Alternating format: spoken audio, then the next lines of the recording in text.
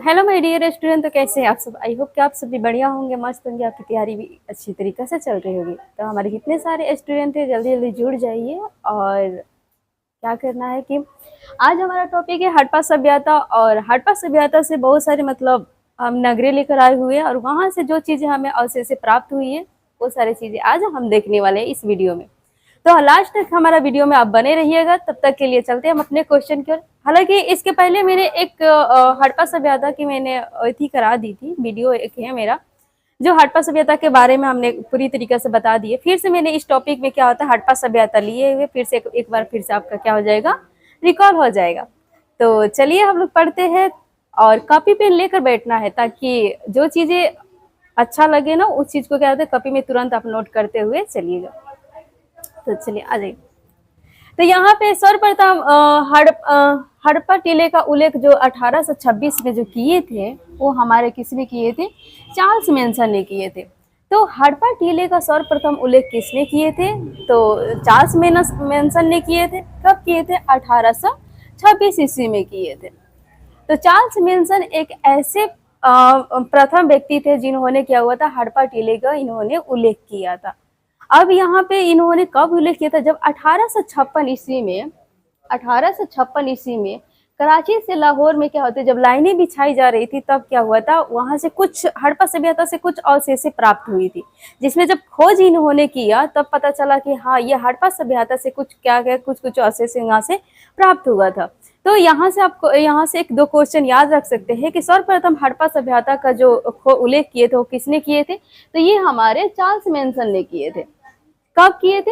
1826 ईस्वी में किए थे। कब की इन्होंने कब किए थे? 1826 ईस्वी में तो किए थे, लेकिन कराची से लाहौर की जब रेल लाइनें जब बिछाई जा रही थी तब उसकी जब खुदाई किया जा रहा था तब वहां से अवशेष जब प्राप्त हुआ था, तो इसीलिए इनको हड़प्पा सभ्यता का प्रथम उल्लेख कहा जाता है।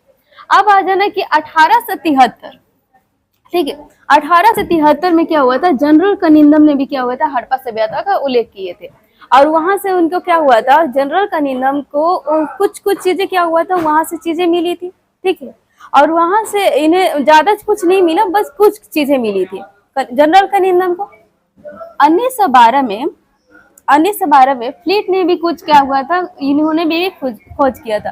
तो 1906 जनरल कनिंदम और फ्लीट दोनों वैज्ञानिकों ने क्या किए थे कि मिलकर इन्होंने क्या हुआ था कि हड़प्पा सभ्यता का खोज किया। इन्हें कुछ चीजें मतलब थोड़े थोड़े चीजें इन्हें अवशेष प्राप्त हुए थे, जिन्हें लास्ट में चल के इन्हें क्या हुआ कि इन्हें ये दोनों क्या हो गया था असफल हो गए थे खोज करने में। तब जाकर क्या हुआ था कि यहाँ पे हमारे दयाराम साहनी आते 1921 ईस्वी में हड़प्पा सभ्यता का फिर से मतलब दयाराम साहनी ने क्या किए थे 1921 में उल्लेख किए थे, ठीक है। हड़प्पा सभ्यता कहाँ है? ये पंजाब के पाकिस्तान किस नदी के किनारे है? रावी नदी के किनारे। और किस जिले में है? माउंट गोमरी। तो यहाँ से देखो कैसे याद रखना है। 1921 ईस्वी में क्या हुआ? 1921 ईस्वी में किस चीज का नगर का खोज हुआ? हड़प्पा सभ्यता का खोज हुआ था। हड़प्पा सभ्यता कहाँ है? पंजाब के पाकिस्तान के माउंट गोमरी जिला में है, ठीक है। इस किस नदी के किनारे स्थित है? तो रावी नदी के किनारे स्थित है। अब आ जाना एक बार हम मैपिंग पर चलते हैं। ये हमारा मान के चलो कि भारत का चित्र है। यहाँ के जो हमारा क्षेत्र है ये क्या है? पाकिस्तान पंजाब के पाकिस्तान है। और यहीं पे हमारा क्या है? पंजाब के पाकिस्तान के माउंट गोमरी जिला है, यहीं पे हमारा क्या है स्थित है, ठीक है।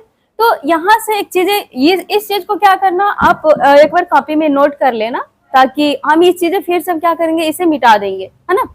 तो जो चीजें हम पढ़ चुके हैं उसे तुरंत कॉपी में क्या कर लेना है? नोट कर लेना है। आ जाइए।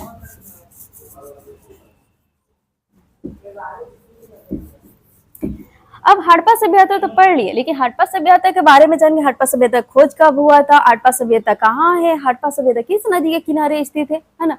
लेकिन ये भी हमें जानना जरूरी है कि जब हड़प्पा सभ्यता का उत्खनन किया गया था तो वहां से क्या क्या अवशेष मिली थी, है ना। तो आज इसके बारे में फिर से एक बार जानते हैं।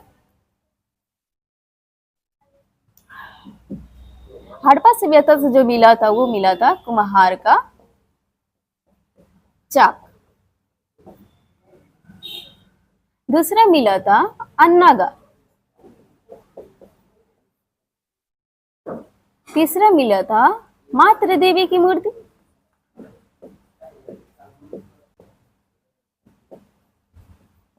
मातृ देवी की मूर्ति।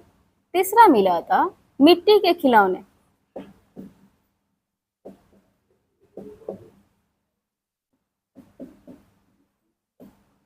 और चौथा हमारा मिला था चौथा हमारा क्या मिला था? कब्रिस्तान। कब्रिस्तान RH-37। तो इतना सारा चीजें क्या मिला था? हमारे हड़प्पा सभ्यता से मिला था, है ना। आप लोग के पहले मैंने एक वीडियो बनाई थी जिसमें हड़प्पा सभ्यता का अच्छे तरीके से हमने क्या होता है वो चीजें हमने बनाई है। फिर भी आप जान जाइए कि हड़प्पा सभ्यता से जो हमें चीजें मिली थी उनके बारे में एक बार हम जानते हैं कि ये सारी चीजें हमने जान चुके हैं, काफी इंपॉर्टेंट चीजें हैं, है ना। हड़प्पा सभ्यता खोज कब हुआ, हड़प्पा सभ्यता किस नदी किनारे स्थित है, हड़प्पा सभ्यता कहाँ है, इनके बारे में आप याद रखना। अब हड़प्पा सभ्यता से जो हमें चीजें मिली थी, जब इसका उत्खनन किया गया था, दायर अंसानी ने उत्खनन किए थे, तो वहां से कुम्हार का चाक मिला। वही कुम्हार का चाक जहाँ पे लोग क्या करते थे, मिट्टी के बर्तन बनाकर उसी से क्या करते, खाना बनाते थे, कपड़ा धोते थे, पानी पीते थे, है ना। आज भी हमारी क्या होती है वो संस्कृति, आज भी हमारे कुम्हार के पास भी है ना, जो चाक पे बर्तन बनाया जाता है ना।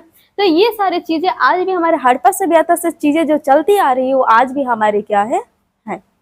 अब यहाँ पे अन्नागार जो हो गया, अन्नागार क्या होता था कि एक गोदाम, अन्नागार एक गोदाम को बोला जाता था। वहां पे जो गोदाम होता था वो क्या होता था, जैसे कि हड़प्पा सभ्यता से ज्यादा से देखा जाए तो वहां पे गेहूं और जौ देखने को मिला, ठीक है। वहां पे गेहूं और आज एक बन जाता है गेहूं और जौ वहां से क्या मिला था, वहां को देखने को मिला जौ। तो हड़प्पा सभ्यता से हमें क्या मिला, गेहूं और जौ। वहां पे चावल का नहीं मिला था, कुछ जगहों पर मिला था, जैसे रंगपुर में क्या हुआ था चावल देखने को मिला, लेकिन हड़प्पा सभ्यता में हमें क्या हुआ था, गेहूं और जौ ही देखने को मिला था। यहाँ पे जो अन्नागार है एक गोदाम होता था, जैसे हम कोई सामान एक गोदाम में लेकर रखते थे ना, उसी तरीका से इन्होंने जो हमारे हड़प्पा सभ्यता के लोग थे वो लोग क्या करते थे कि ये अन्नागार में ले जाकर चीजों को क्या होते थे, रखते थे, ठीक है। एक गोदाम था, उसी में जैसे गेहूं हो गया, जौ हो गया, या फिर कुम्हार का चाक हो गया, ये सारे बर्तन जो भी इतना होता था वो क्या होते थे, ले जाकर वो लोग रखते थे अन्नागार में। अब आ जाइए यहाँ पे मातृ देवी की मूर्ति। तो हड़प्पा सभ्यता में मातृ देवी की मूर्ति, यानी वो लोग उस समय जो पूजा पाठ जो भी करते थे वो मातृ देवी के मूर्ति को ही करते थे। जैसे उस समय जो सतात्मक चलता था वो मातृ देवी के ही चलता था, लेकिन अब भी क्या होता है, पितृ सतात्मक चल रहा था। यहाँ पे जो हमारे क्या होते हैं उसमें मातृ देवी को लोग क्या करते थे, मूर्ति। यहाँ से मिट्टी के खिलौने भी हमें कहाँ से मिला था, हड़प्पा सभ्यता से मिला था। कब्रिस्तान RH-37 यहाँ से जो हमारा मिला था, देखो एक मान के चलो कि ये हमारा क्या हो गया, कब्रिस्तान हो गया। और ये क्या होता था कि वहां पे जो हड़प्पा सभ्यता के लोग थे, जब वहां पे खुदाई चल रहा था, दायरम से खुदाई कर रहे थे, तो वहां पे एक कब्रिस्तान मिला जहाँ पे RH-37 लिखा हुआ था उस कब्रिस्तान पे। तो इसका मतलब ये होता, आज तक कोई पता नहीं लगा पाया कि RH-37 आखिर है क्या। ये जो सिख धार्मिक जो लोग होते थे ना, वो लोग क्या करते थे, एक बॉक्स होता था, बॉक्स में क्या होता था, शवों को रखकर वो लोग क्या करते, मिट्टी के अंदर दफनाते थे। चाहे ऐसे मुस्लिम लिंग में भी होता है कि वो लोग क्या करते, एक बॉक्स में रखकर क्या होते थे कि शवों को दफनाते थे।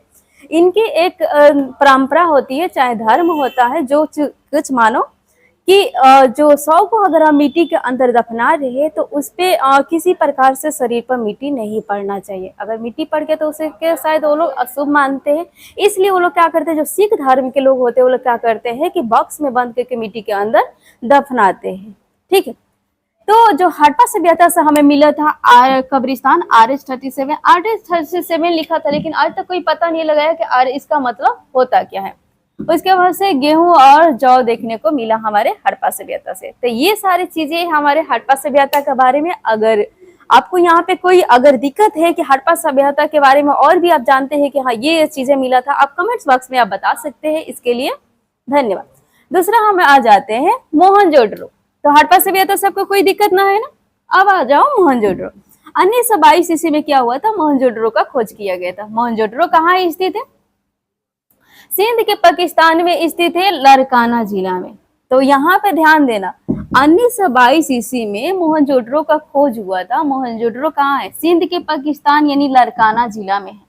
किस नदी के किनारे हमारे मोहनजोदड़ो है? तो सिंध नदी के किनारे स्थित है। इसकी खोजकर्ता कौन है? तो ये हमारे राखलदास बनर्जी है। तो इसको आप याद रखना कि मोहनजोदड़ो का खोज कब हुआ था? 1922 ईस्वी में हुआ था। मोहनजोदड़ो कहाँ है? सिंध के पाकिस्तान यानी लारकाना जिला में स्थित है। मोहनजोदड़ो किस नदी के किनारे स्थित है? तो ये हमारा सिंध नदी के किनारे स्थित है। खोजकर्ता कौन है? राखलदास बनर्जी।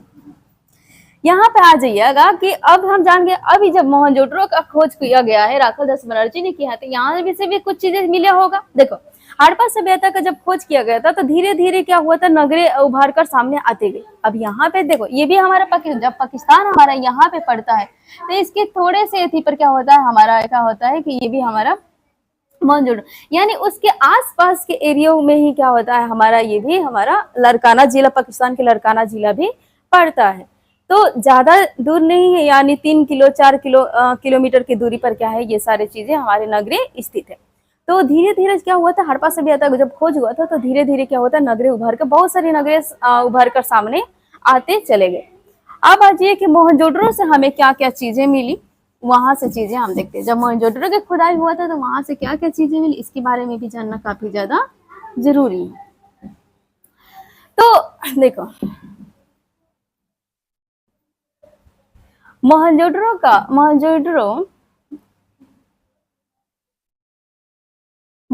का अर्थ होता है मृतकों का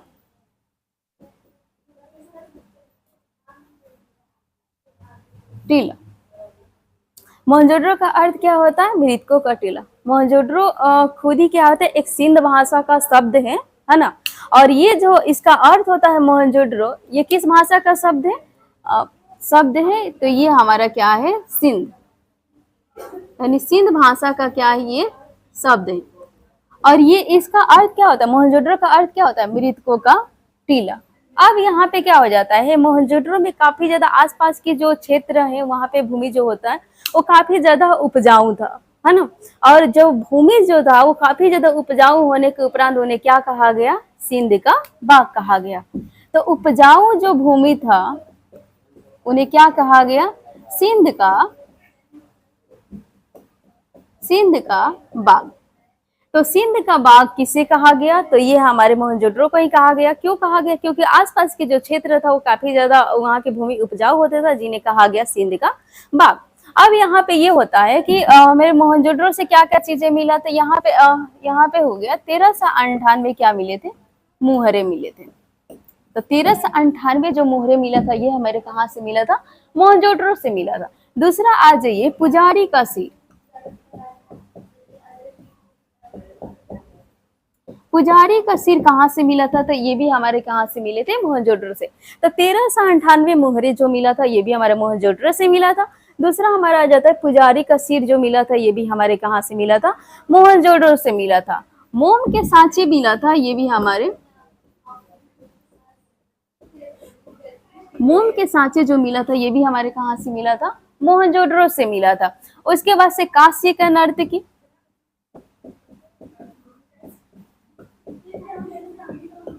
कांस्य का नर्तकी जो मिली थी ये भी हमारे क्या था? मोहनजोदड़ो से ही मिला हुआ था। तो यहाँ से ये चीजें हमें क्या हुआ था? मोहनजोदड़ो से हमें क्या हुआ था? चीजें प्राप्त हुआ। और यहाँ से सूती कपड़े का भी अवशेष मिला मोहनजोदड़ो से। और एक पानी जहाज भी मिला था। और हाँ,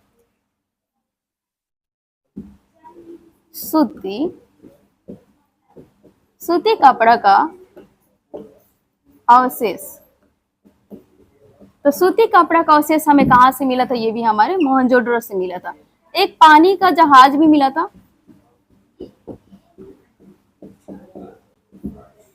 तो जब हमारे मोहनजोदड़ो का जब खुदाई हो रही थी ना, जब राखलदास बनर्जी ने मोहनजोदड़ो की खुदाई 1922 ईस्वी में किए थे, तो वहां से बहुत सारी चीजें मिला था। एक दाढ़ी वाले मनुष्य भी मिले थे, काफी लंबे दाढ़ी होता था, है ना। और उनका भी मनुष्य एक मिला था, ठीक है। इस देखो, मोहनजोदड़ो एक खुद ही सिंध भाषा का शब्द है। मोहनजोदड़ो का अर्थ क्या होता है? मृतकों कटीला। ये याद रखना, हमेशा क्वेश्चन में पूछता है कि मोहनजोदड़ो का अर्थ क्या होता है? मृतकों कटीला। आसपास की जो भूमि उपजाऊ होती थी उन्हें क्या कहा गया? सिंध का बाग कहा गया। इसे भी याद रखना। तो सिंध का बाग किसे कहा गया? मोहनजोदड़ो को ही कहा गया था। अब यहाँ से क्या हुआ था? जो अवशेष प्राप्त हुआ था, जैसे कि 1398 क्या हुआ था? मोहरें मिली थी। कहाँ से? हमारे मोहनजोदड़ो से। तो 1398 हमारी मोहरें मिली थी मोहनजोदड़ो से। पुजारी का जो सिर मिला था ये भी हमारे मोहनजोदड़ो से मिला था। मोम के जो सांचे था ये भी हमारे मोहनजोदड़ो से मिला। उसके से कांस्य का नर्तकी जो मिली थी ये भी मोहनजोदड़ो से। सूती कपड़ा का अवशेष मिला था ये भी मोहनजोदड़ो से। पानी का जहाज मिला था ये भी हमारे मोहनजोदड़ो से। तो इतना सारा चीजें हमें क्या हुआ था? मोहनजोदड़ो से प्राप्त हुआ। यहाँ से क्लियर है पूरा? चलिए आ जाइए, अब हमारा मोहनजोदड़ो खत्म होता है। अब आ जाते हैं चिन्होदड़ो के बारे में। जो चीजें हमने पढ़ाते जा रहे हैं उसी के बाद कॉपी में तुरंत क्या करना होगा? नोट करते चलना, ठीक है। अब आ जाइए कि 1931 में क्या हुआ था? चिन्होदड़ो का खोज हुआ था, ठीक है। चिन्होदड़ो हमारा कहाँ स्थित है? ये भी हमारा सिंध के पाकिस्तान में स्थित है। किस जिला में है? माउंटगोमरी जिला में है। जहाँ हमारा हड़प्पा सभ्यता है वहीं पे ये भी हमारा क्या है? चिन्होदड़ो भी स्थित है, माउंटगोमरी जिला में। अब यहाँ पे चिन्होदड़ो का खोजकर्ता कौन है? एनजी मजुमदार। मोहनजोदड़ो किस नदी चिन्होदड़ो किस नदी के किनारे स्थित है? तो ये भी हमारा सिंध नदी के किनारे स्थित है। अब यहाँ से जो हमें चीजें मिली थी क्या बोलते हैं चिन्होदड़ो से, उसको आ जाओ एक बार देख लेते हैं कि आखिर चिन्होदड़ो से हमें क्या क्या चीजें मिला था, ठीक है। इसे आपने उतार चुके हो तो हम मिटा दे रहे हैं।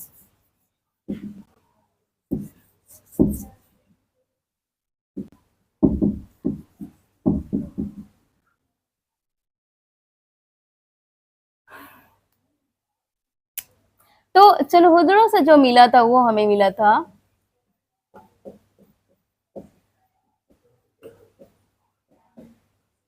मनके बनाने का कारखाना।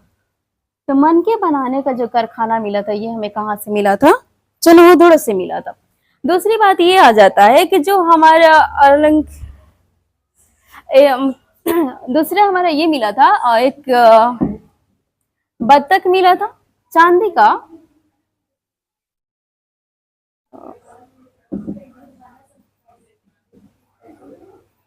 अलंकृत एक हाथी मिली थी, ठीक है। दूसरा ये हो जाएगा कि यहाँ से अलंकृत हाथी जो प्राप्त हुआ था ये भी हमारा क्या हुआ था? कि ये भी हमारे चिन्होदड़ो से हुआ था। पीतल का बत्तख,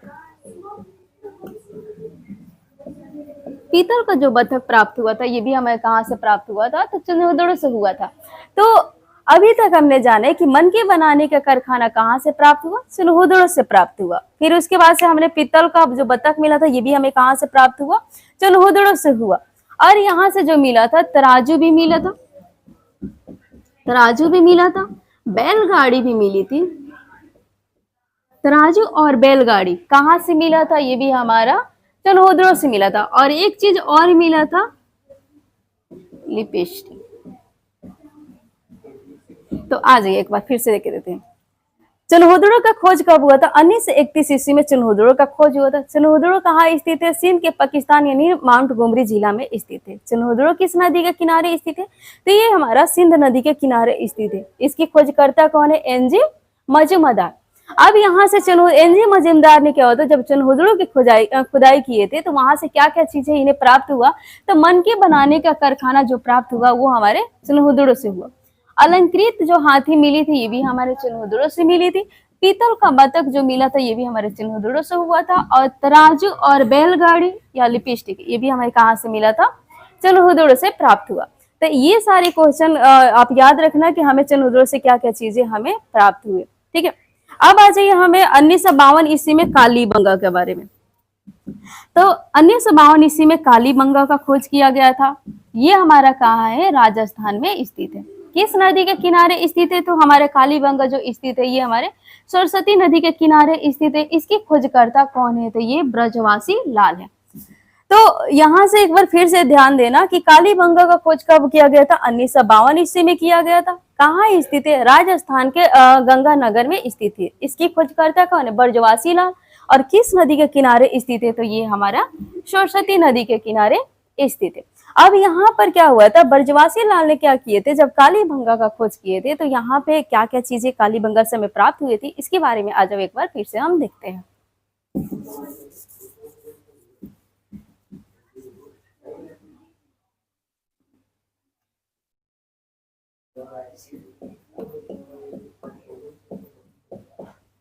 जूते हुए खेतों का साक्ष्य।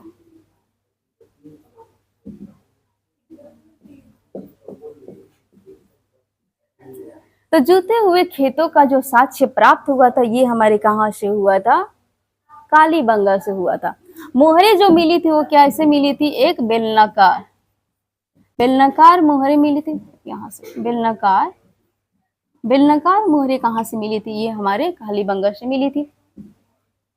उसके बाद से आ जाता है कि यहाँ से तांबे का एक बैल भी मिला था, तांबे का बैल, ये भी हमारे तांबे का बैल कहाँ से प्राप्त हुआ था, तो ये हमारे मिला था कालीबंगा से मिला था। ठीक है, तो यहाँ से क्या होता है कि खेतों का साक्ष्य, जुते हुए खेतों का साक्ष्य कहाँ से मिला था, ये कालीबंगा से मिला था। बेलनाकार मोहरे जो मिली थी ये भी हमारे कालीबंगा से मिली थी। तांबे का बैल जो मिला था ये भी हमारे कालीबंगा से मिला था। तो यहाँ से जो हमारे बृजवासी लाल जी हैं उन्होंने जब हड़प्पा सभ्यता के कालीबंगा जब खुदाई किए थे तो यहाँ से ये सारी चीजें ये अवशेष इनके प्राप्त हुए थे।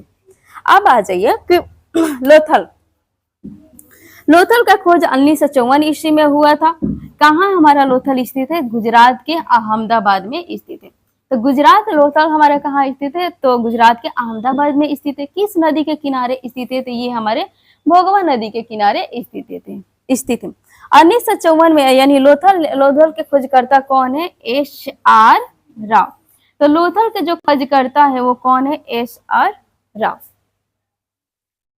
तो यहाँ से चीजें आपको आ गया समझ में कि लोथल का खोज कब हुआ था, 1954 ईस्वी में हुआ था। लोथल कहाँ स्थित है, तो गुजरात के अहमदाबाद में स्थित है।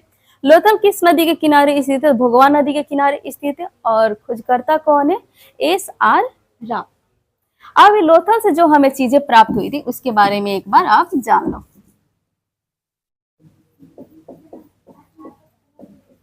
फारस की मोहरे, फारस के जो मोहरे हमें प्राप्त हुई थी वो कहाँ से हुई थी, लोथल से हमारे प्राप्त हुआ था। फिर उसके बाद से आ जाते हैं कि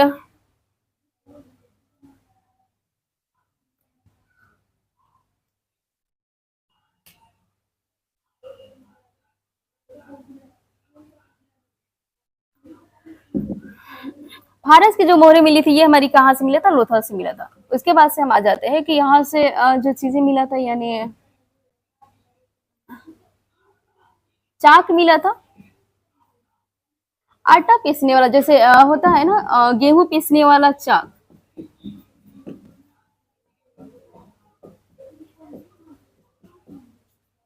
गेहूं पीसने वाला जो चाक मिला था ये हमें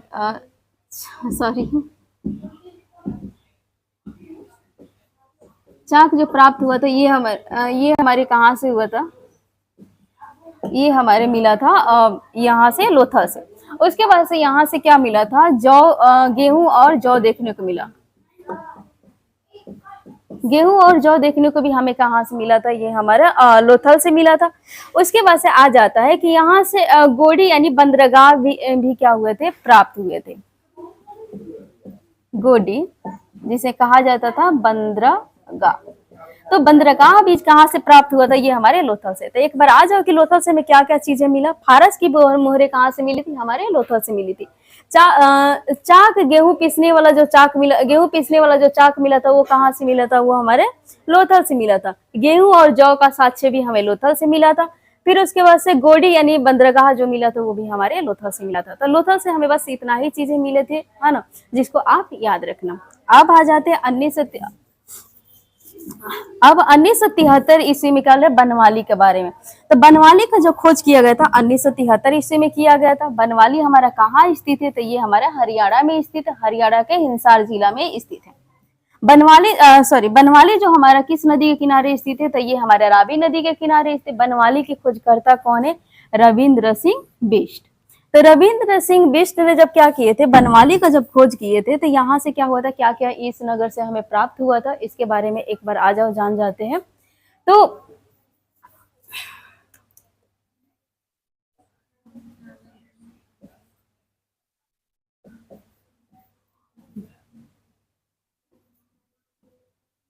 मछली पकड़ने का कांटा, तो मछली पकड़ने का जो कांटा प्राप्त हुआ था ये हमारे बनवाली से हुआ था। उसके बाद से यहाँ से मिला था